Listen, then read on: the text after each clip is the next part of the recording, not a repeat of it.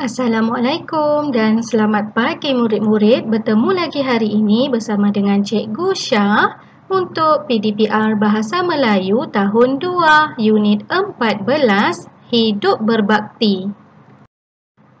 Baiklah murid-murid, hari ini hari Ahad 11 Julai 2021. Murid-murid akan mempelajari topik Hidup Berbakti. Standard pembelajaran hari ini ialah 1.1.2 dalam kurungan 2 Roman. Apakah objektif hari ini murid-murid? Murid-murid perlu menyatakan sekurang-kurangnya satu respons terhadap soalan berbentuk suruhan berdasarkan dialog yang diberikan. Apa pula kriteria kejayaan? Apa yang murid perlu buat dan capai? Di akhir pembelajaran ini, murid dapat mengenal pasti contoh hidup berbakti, memahami soalan berbentuk suruhan dan menyelesaikan soalan berbentuk suruhan. Akhirnya, murid-murid akan menguasai kemahiran mendengar dan bertutur. Murid-murid, apakah itu suruhan? Apakah itu respons terhadap suruhan? Mari kita lihat. Suruhan bermaksud apabila kamu diberikan arahan. Suruhan bermaksud memberi arahan atau menyuruh melakukan sesuatu. Suruhan juga ada unsur ketegasan untuk melakukan sesuatu. Contoh ayat suruhan. Rizka, masukkan buku itu ke dalam beg.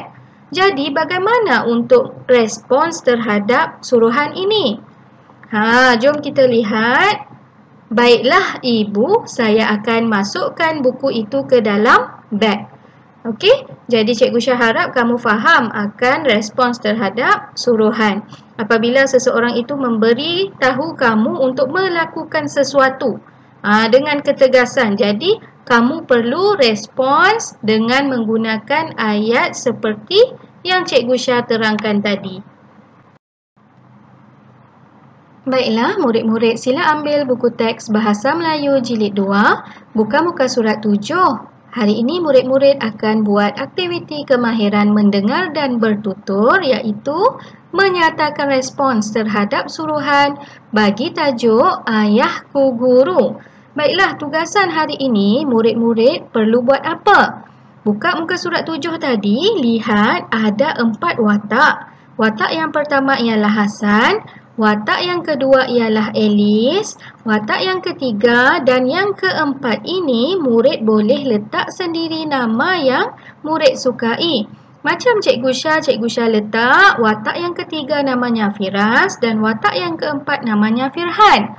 Baiklah, setelah murid letakkan nama untuk watak-watak ini, murid perlu lihat gambar yang pertama. Gambar yang pertama menunjukkan ada seorang guru sedang mengajar. Lihat pula gambar yang kedua. Ada seorang guru dan bersama dengan murid-muridnya sedang menaiki perahu panjang untuk ke sekolah. Dan akhir sekali terdapat sebuah rumah guru. Jadi dengan menggunakan maklumat serta gambar yang diberikan ini, murid-murid perlu melengkapkan respons terhadap suruhan dalam dialog di bawah. Setelah murid melengkapkan, murid perlu mengambil video atau audio dan hantarkan ke Telegram Cikgu Syah. Lakonkan, kemudian hantar video atau audio ke Telegram Cikgu Syah. Baiklah, mari Cikgu Syah bimbing kamu satu persatu. Alice, sila lihat tayangan slide ini. Hasan minta ataupun suruh Alice lihat tayangan tersebut kan? Jadi Alice jawab apa? Baiklah Hasan, siapakah beliau? Alice, dia tanya dengan Hasan, siapakah lelaki di gambar nombor 1 tadi? Apa yang Hasan jawab? Apa respon daripada Hasan? Beliau ialah ayah saya. Gambar itu diambil semasa beliau bertugas di Sarawak. Lihat pula respon daripada Firas. Oh, begitu Hasan. Minta kamu bercerita tentang slide kedua itu? Firas, dia guna ayat atau soalan suruhan. Suruh Hasan cerita tentang slide yang kedua tu pula, gambar yang kedua. Jadi, inilah tugasan murid. Murid perlu memberikan jawapan untuk Hasan. Apa respon Hasan terhadap suruhan Firas tadi? Okey? Tengok gambar kedua. Ayah Hasan menaiki apa tadi? Bersama dengan murid-murid pergi ke mana tadi? Okey. Dan yang terakhir, murid bernama Firhan. Hebat ayah kamu. Harap kamu dapat bercerita tentang tempat tinggal ayah kamu di sana.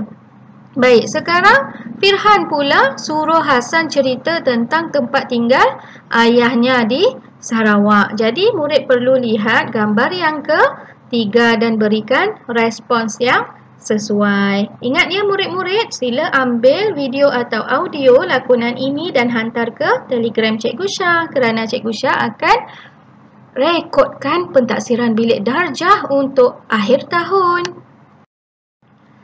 Sekarang tibalah masanya untuk buat tugasan buku aktiviti Bahasa Melayu Jilid 2, muka surat 9. Baiklah murid-murid, dah buka muka surat 9? Jangan lupa tuliskan hari dan tarikh di bahagian atas. Okey, tajuk kita hari ini ialah baiknya polis trafik. Murid-murid lihat gambar yang pertama. Kelihatan seorang polis trafik sedang buat apa tu? Dalam gambar pertama ada lampu isyarat yang rosak. Lihat pula gambar yang kedua. Apa polis trafik tu buat pada kenderaan pengguna jalan raya murid-murid? Fikirkan ya. Dan gambar yang ketiga kelihatan cuaca hujan. Apa polis trafik tu buat di tengah-tengah jalan raya tu murid? Jom kita baca dialog, lengkapkan ayat berdasarkan suruhan. Jom. Rizan, siapakah itu? Itu polis trafik. Mereka mengawal kesesakan lalu lintas apabila lampu isyarat tidak berfungsi. Dari mana Cikgu Syah dapat jawapan ni? Dari gambar yang pertama. Baik, sekarang kita teruskan dialog ini. Rizan, tolong jelaskan sifat terpuji polis trafik. Sebagai anggota polis trafik, mereka akan membantu. Lihat gambar yang kedua. Polis trafik tu membantu apa? Membantu menolak kenderaan yang rosak. Rizan, minta kamu beritahu kami sifat patriotisme yang ada pada seorang anggota polis trafik. Mereka sanggup bertugas. Tengok gambar yang ketiga. Ketika hujan. Terima kasih Rizan, kamu memang bijak. Ya, kamu memang bijak. Terima kasih Rizan. Sama-sama. Baiklah murid-murid, Cikgu Syah harap kamu faham akan aktiviti dan tugasan tadi.